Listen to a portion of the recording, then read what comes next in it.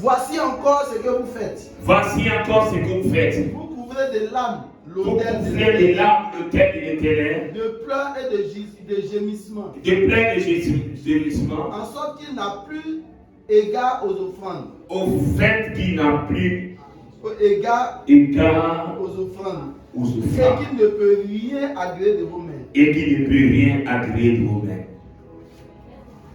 Gloire à Dieu. Donc, comme je suis en train d'expliquer, vous voyez, l'offrande est un acte profondément spirituel. Il y a un volet en matière d'offrande que nous ignorons.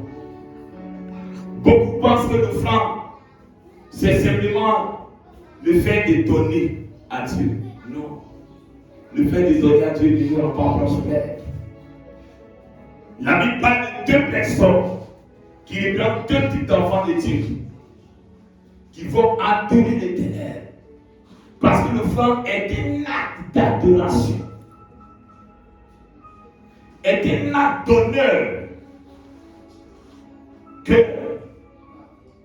l'enfant de Dieu est censé rendre à Dieu. Alléluia.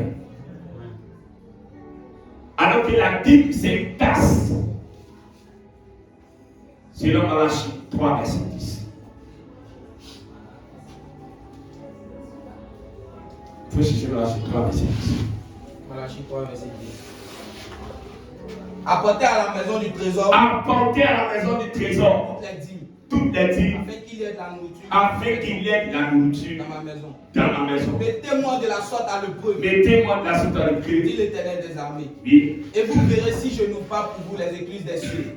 Et si je ne répands pas sur vous la bénédiction en abondance. Alléluia. Donc, voyez, l'offrande et la dîme sont des actes spirituels que Dieu utilise pour mener ses enfants à la prospérité matérielle. Donc, Caïn et Abel, comme il a dit, représentent tout type d'enfants de Dieu qui aiment apporter leur offrande à Dieu. Mais la Bible déclare que l'enjeu majeur, quand on fait l'offrande, ce n'est pas d'abord le fait d'apporter seulement. C'est vrai, le diable va nous combattre avec que nous n'apportons pas. Mais quand on apporte, l'enjeu majeur est que est-ce que Dieu va accepter l'offrande que nous lui apportons? Voilà l'enjeu. Donc c'est même dans une disposition pour que Dieu accepte l'offrande. Parce que si Dieu n'a pas accepté l'offrande, c'est comme un dépôt que tu veux faire à quelqu'un qui va ailleurs.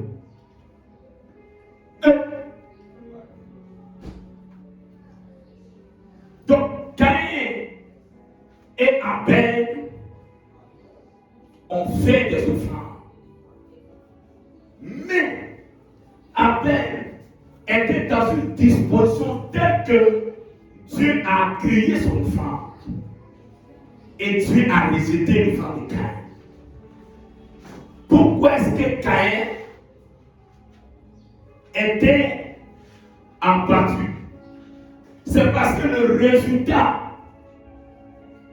qu'il espérait n'est pas venu après son offrande. Pourquoi il était jaloux d'Abel? C'est parce que quand Dieu a créé l'offrande de quelqu'un, il y a un retour sur investissement. C'est quand Dieu accepte les offrandes de quelqu'un, il y a un bénéfice après. Je vous ai dit que c'est le moyen que Dieu utilise pour mener ses enfants à la prospérité.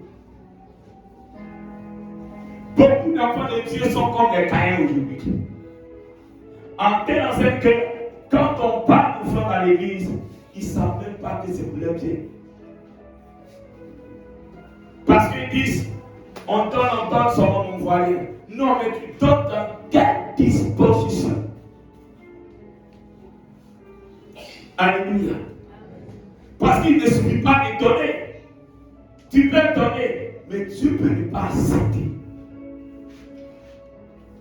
Le pasteur peut accepter, car il n'est pas Dieu. Mais Dieu peut ne pas accepter à cause de l'attitude que tu as accepté. Alléluia. Donc je dis à quelqu'un, si c'est pour que tu n'acceptes pas mon offrande, pourquoi alors faire des offrandes? Vaut mieux ne pas faire. Mais si je fais, je dois le faire de telle sorte que je puisse avoir un retour. C'est le but que je conseille. Alléluia. Amen. Amen.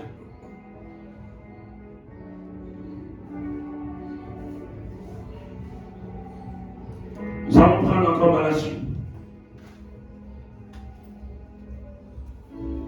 Malachie chapitre 1.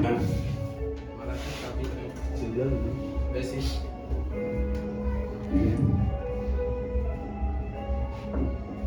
Malachie chapitre 1.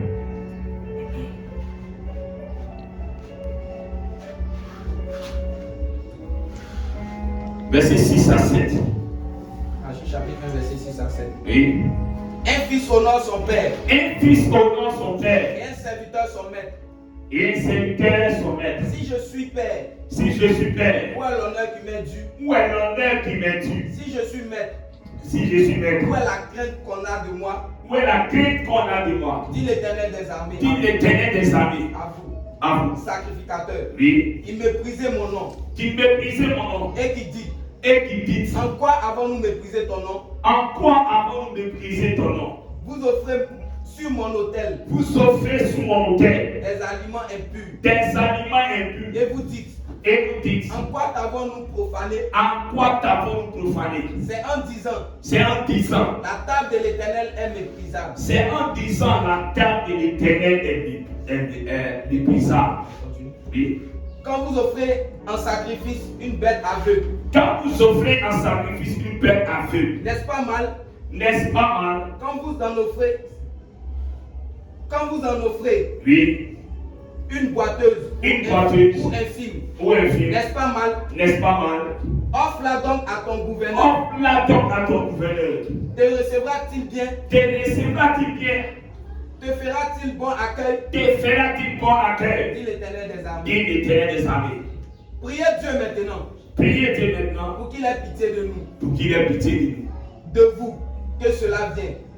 Vous recevra-t-il favorablement? Dit l'Éternel des armées. Alléluia. Donc, vous voyez, la première attitude qui fait que les personnes, leurs offrandes ne sont pas agréées, vous savez c'est quoi? Ils ne font pas l'offrande dans le but de louer Dieu. Alléluia. L'offrande est quelque chose qui se prépare. N'expliquez pas mon exemple comme quand j'étais nouveau. Quand il pas par exemple sur quelqu'un, il y a par exemple sur moi. Quand il pas passer à moi. Ton offrande, quand tu dois la faire, tu dois la préparer. Quand tu vois ce cœur, il est content. De la même manière qu'un chef de famille, c'est pas le souci. Il réfléchit à combien il va donner pour son marché. C'est de la même manière un adorateur. En semaine, il sait qu'il a 3 cultes. Il commence à mettre à part son offrande le mercredi, le vendredi et le dimanche. S'il doit chercher les moyens pour trouver une offrande à Dieu, il ne met à part. Selon ce qu'il a résolu dans le cœur. Mais tout en pensant à qui il est en train de rendre gloire. Alléluia. Donc, quand quelqu'un est en train de offrir à Dieu une offrande, il ne doit pas le faire comme tout le monde.